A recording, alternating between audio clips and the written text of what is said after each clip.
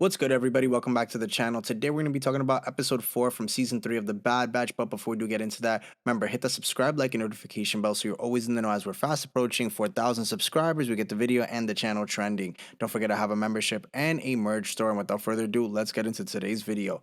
So, at the beginning of the episode, it starts out with picking back up where we left off with Crosshair and Omega in hyperspace and landing on the planet, and we see them fleeing because, again, we know that the Empire is looking for them and probably has a tracking signal on that ship that they do crash land. Then right after, we see Hemlock talking to Nala Se and how a discovery of a successful transfer of midichlorian blood, and we know that Nala Se has been delaying everything with knowing of her disposal of Omega's blood samples, which we hear Nala Se tell Hemlock that Dr. Carr had found a common false positive test result, but we see Dr. Hemlock basically saying how her fate will be decided as soon as they confirm that statement by testing Omega's blood once again, which at some point, if they do capture her, that will happen. Then we go back to seeing Omega and Crosshair on the planet, and as they are in the town, we see it is very heavily infiltrated by the Empire as they are wearing disguises and they are trying to escape on a shuttle to leave the planet. But the problem is that Crosshair and Omega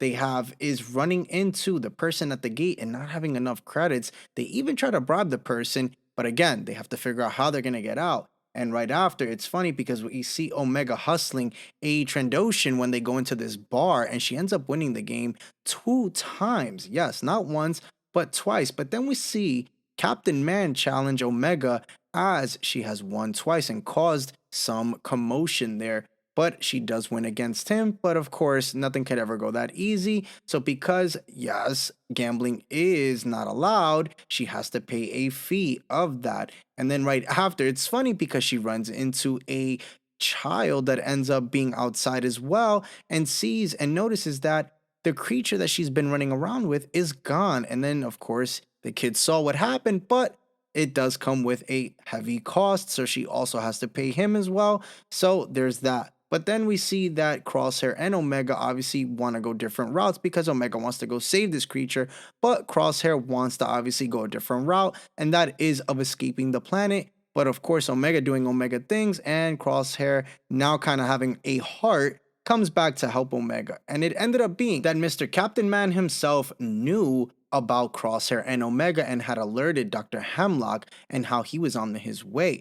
But Omega throws in the bag and she tells Crosshair, listen, do what you gotta do. And of course, he does what Crosshair does. He starts shooting at them, and we see a bunch of the animals and creatures go free, and Mr. Man himself gets eaten, and he is no longer around. And then we see of Omega and Crosshair escaping and sends these coordinate codes to Wrecker and Hunter. And right after, you hear Crosshair saying basically like, what if they're not? And then Omega kind of stops that and she's like, no, they're alive. We're going to meet up with them. So they end up landing on this planet.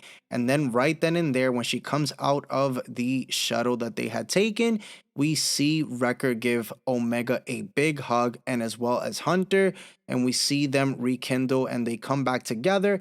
But then also they end up seeing of their brother Crosshair when he comes out of the ship as well, because it has been a while since they have seen him, especially when he did cross them as well. But overall, the episode was okay. I feel like so far the best episode for me has been the third one. This one was just kind of establishing and giving us a little bit more of, you know, kind of like a relationship when it comes to Crosshair and Omega and kind of building that up a little bit more. But I'm hoping now that they are all together, the show does pick up. We start seeing other characters get involved like Captain Rex, Asajj Ventress, and more, as we do know they are to come, even Fennec Shand and Cad Bane as well. So there are a lot of things in store. We just have to wait and see. But overall, guys, let me know what you thought about this episode and what you enjoyed the most from it. Thank you so much for tuning into today's episode. For more Star Wars content like this one, make sure to hit that subscribe, like, and notification bell so you're always in the know. Don't forget I have a membership and a merch store, and drop a comment in today's video, and I will catch you guys in the comment section and tomorrow's video.